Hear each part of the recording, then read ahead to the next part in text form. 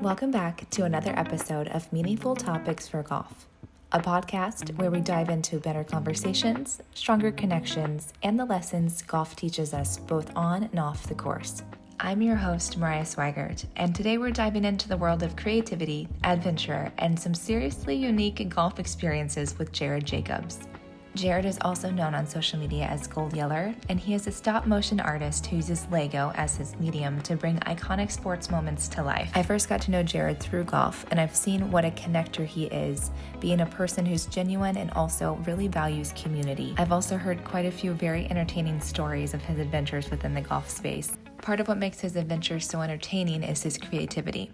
One of his ideas was actually a glow golf tournament at Bellair Golf Park, where I currently run the marketing for. This event is now happening again this year, and I think it's going to become an annual tradition for the course. We'll talk more about that event later, and I want you to know that you are all invited to our range party on the 6th of February, 2025. This podcast is episode 1 of 2, sharing about Jared Jacobs and last year's waste management stories, and it's brought to you by the Caddy uniform. Jacob is known to rock the Caddy uniform, and I'm excited to also rock my own at Waste Management this year. But without further delay, let's hear more from Jacob, or should I say Gold Yeller, the creative, the golfer, and the stop-motion Lego artist. Eventually what I want to do is just golf, like just golf content. Nice. Like not even do Lego stuff anymore. As much as I like that and it served me for a long time, it's not necessarily what I do that much anymore. People are always like, what project are you working on? And like, I'll have certain projects, but it's just not, that's my creative focus has kind of shifted to golf. And I don't know why that is. It's just, I like doing it, and I like the people that I've met through it. Like you and I wouldn't know each other if it wasn't through golf. Yeah. I wouldn't know Eric Lottery. And Waste Management last year was when we first met. Yeah. And then we came out, the first time I ever played with him was at Bellair. Really? Mm-hmm. That was the first time you met Eric? Yeah, because I remember I accidentally drugged myself. Yeah. I haven't told that story on the podcast, on my podcast or anybody's podcast yet. But there's a story that'll come out.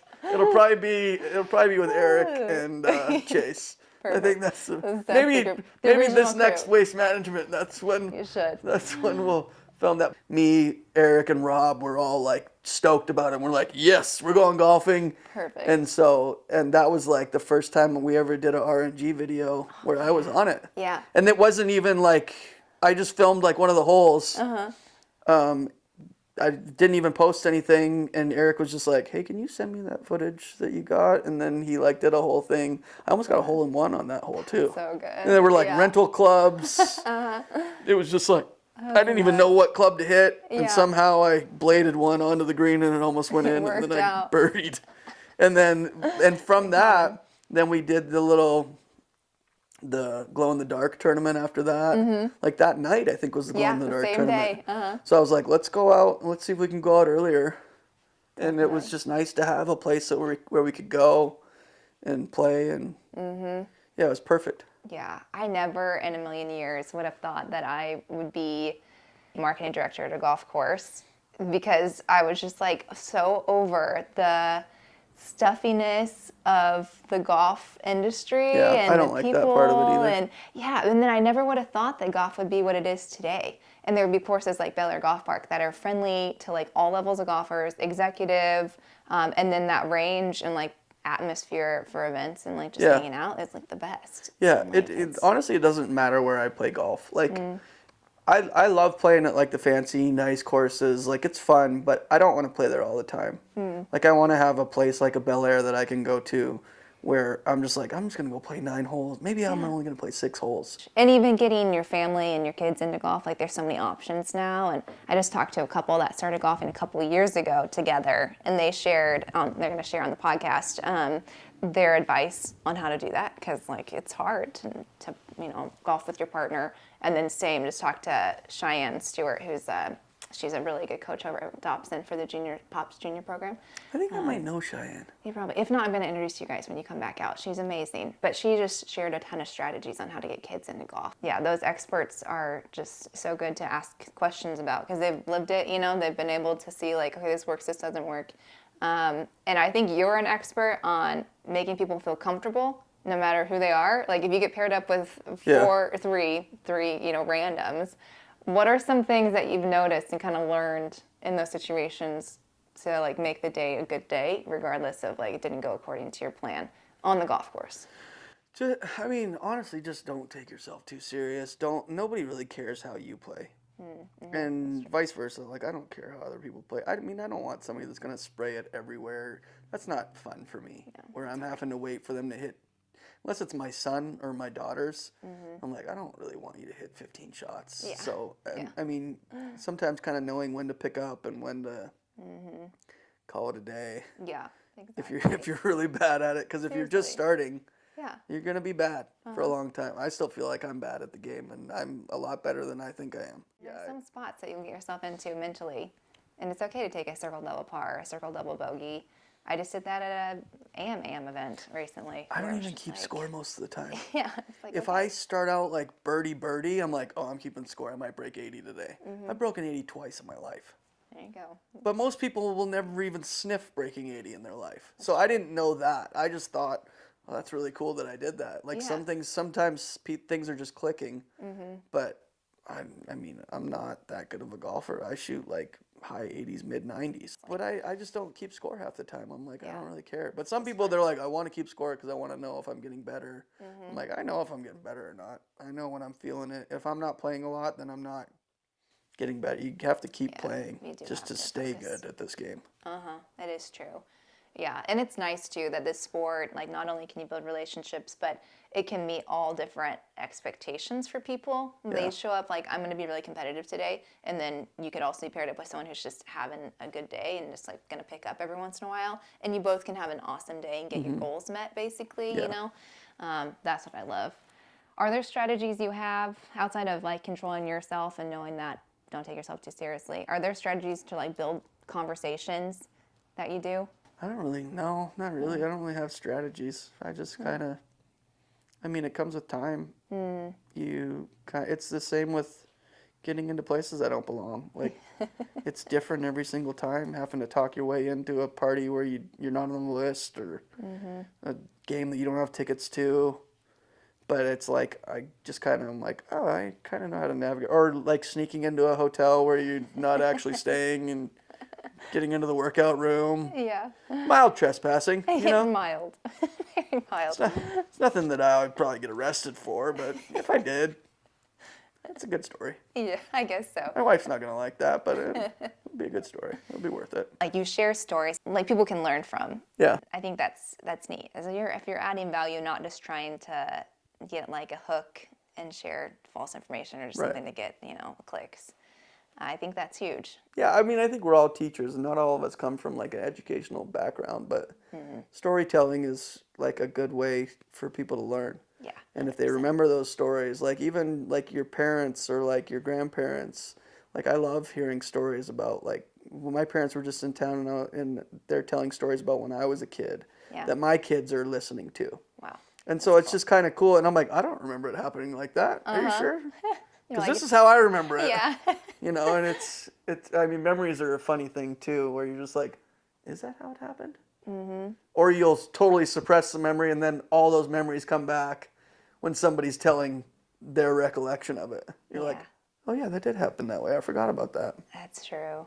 Yeah, and each person's perspective is like a little bit different in that. So it's kind of fun to hear everyone's like, no, this is how it went, and then it just adds to the story. It's even more fun that way. That's why we're saving the wasted at Wasted Management. Oh, story, yeah. That story, we're going to save it for when other people were there. Yes. So we can hear their side of what happened too, because I may not remember everything that happened. Good point. Yeah. You were part of that story. Well, I didn't really know. It was the tail end of it. All I remember is that you showed up with a little bit of bloodshot eyes. That's all I remember. Yeah, I had come down from that cloud. And you still had a great night. It was awesome. And it was that night we had Glow Golf. It was, probably in the 60s, maybe below 60. It was so cold out. That week was freezing weather. The fact that you threw that all together, though, so fast, like we talked about it. Sarah was there too, wasn't she? Yeah, she was was at there. the PGA she was a show. Huge part of that. Yeah. Yeah. So yeah, we were talking at Top Golf PGA show, which is just a few weeks before Waste Management. Yeah. In Orlando. And you're always amazing at just like networking. I think it's the relational aspect of who you are. You're like, what can we do? We're going to be in your home state. You are part of a golf course. Everybody's in town. Let's do something. And that's literally what you said to me. And I was like, okay, what do you want to do? All right, well, tell me the details. We'll make it happen. That's why the type A personality that's the perfectionist mixed with the laissez-faire, throwing stuff at the wall and see what sticks is a good combo. Back to the Glow Golf, which Golf will be story. coming Yeah, full circle seriously, a couple shortly. weeks. Yeah, Jared's like, let's do something at Bellair Golf Park. And I'm like, well, it's a really busy week. That week, tee times are probably already booked out because, it's only 2 weeks away and Waste Management's that week, so a lot of visitors. But I was like, but Bellair does a really good job at Glow Golf. I wonder what we could do with that. And he was like, I'll bring some people together. And I was like, all right, I'll bring some people too. I think we had 9 holes filled and we had like 50 people. We had some big creators there too. Yeah. It was Like they were just like, we'll do, everybody just wants to golf. Yeah, and it's awesome. And Glow Golf is different too. It's Yeah, not like it an was way everyday different. thing. I'd never done anything like that before. It was cool. I'm excited for this year. Yeah, and hopefully better weather because it was like 50 degrees I don't even out. care. I was barefoot. Yeah, that's what I'm saying. This guy's over here barefoot in his I think I was in caddy. this. Yeah, exactly. I think I was wearing You're wearing this. caddy uniforms Yeah. for sure. We've got some good photos of that. But I'm like, how is he not cold? And then you were with the Canadians, so you all were chilling. Yeah. You were fine. You're like, this is normal for Yeah, us. Zach and Jordan. Yeah. They were having the time of their life too. That's so good. You guys thought it are was awesome. Yeah. I love playing with those guys. I mean, those guys are kids. They're I was almost like their dad that trip. They were calling me dad. Aw. Like as a joke. Yeah, exactly. But still. Still, kept like them I was safe. like driving them around everywhere. That's sweet. But yeah, those kids are great. I've got really good kids. Yeah. My own kids and my golf kids. The golf family. Yeah, we're doing it again this year, and word has spread, so we're up to like 150 golfers now. We're doing 6 sums. It's a big party. There's 150? 150. I mean, you're going to have to be turning people away. I know. Well, we're also doing a range party. So you learn these things. It comes from one idea, which is a great idea, and then all of a sudden it just turns into, an annual event, doing a car show. But literally, like, you pulled that off in like a few weeks. It was a lot. And yeah, but it made it happen. See, the staff at Bellair Golf Park is incredible. They're just so good. I brought the idea, and they're like, "Let's do it. What do you need from us?" And I was like, "A lot. It's gonna be a team effort." And then this year, I was already prepping them like way before. We're like, "It's gonna be really big. I gotta let you know." So yeah, it's gonna be a really fun event. But range party will be nice for those who can't play. My only request is that the bacon people are there. Yes. Okay. Here's the plan. Is there gonna be bacon? Bacon. Yeah. 2 bacon holes. 2 bacon holes, because you can only play 9. I'm Where in. the city has quiet hours after 10, so we can only play from like 7 to 10, and with all the stops, it might be a while. So, 2 bacon holes. We're gonna have pizza oven holes. We're gonna have s'mores holes. So every 3 holes, you're gonna have some sort of fresh so food. fat after this. It's gonna be so great. I And we have literally food got trucks. I got a whole plate of bacon. That's amazing. They let me have a whole plate of it. I don't know Yeah. what they did to it. I don't know if it was candied No, bacon. it was that was just the GM. He wanted to do something fun. He was like, I gotta do something unique. And I'm like, whatever. This is what it is. We're having people over. They're all super Genius. chill. He's like, I'm gonna pull the grill out and just put bacon on. It's cold. So the GM's out there just flipping bacon all night. So He's good. awesome. I still have dreams about that bacon. Good. Well, it'll be back. And we need a can't- sponsor. So any butchers out there want to give some bacon, or any other sponsors that want to sponsor. If you're a sponsor out there Yeah. that is a butcher, we need bacon. are they just going to contact you? Yeah, reach out to Miss me. Swag We're looking for Golf. sponsors. Is there underscores in this? There is. It's ms.swag_golf. Or this will be posted on the Meaningful podcast. Oh, okay. And make sure you're following Gold Yeller to see all of his fun adventures. Don't follow me. No, 100% follow I don't him. want to have to deal So with it. He's doing reverse psychology. I don't again, want and any you're more not good. followers. Don't even listen to my podcast. But you can listen to this one. If You can want. listen to Keep this listening. one. Yeah, keep listening to this one. More episodes are coming out soon. Like, share, comment, subscribe, All the things. do the things. And sponsor us, especially for Glow Golf coming up. Yeah, if you're a sponsor out there who's a butcher and wants to feed me bacon, There you go. You've got someone. just reach out. Uh-huh. You can follow me. If you're a bacon sponsor for Mariah's tournament, Glow Golf, reach out to me. Follow both. Just get an extra plate of bacon for me. As Jared said, it's not too late to get involved with our Night Drives Glow Golf tournament and party on the range at Bellair Golf Park. If you're interested, please see the details below in the description of this podcast. And as always, thank you for listening or watching. We really value your time, and please provide any feedback or comments below. Hope you have a great day and see you next week.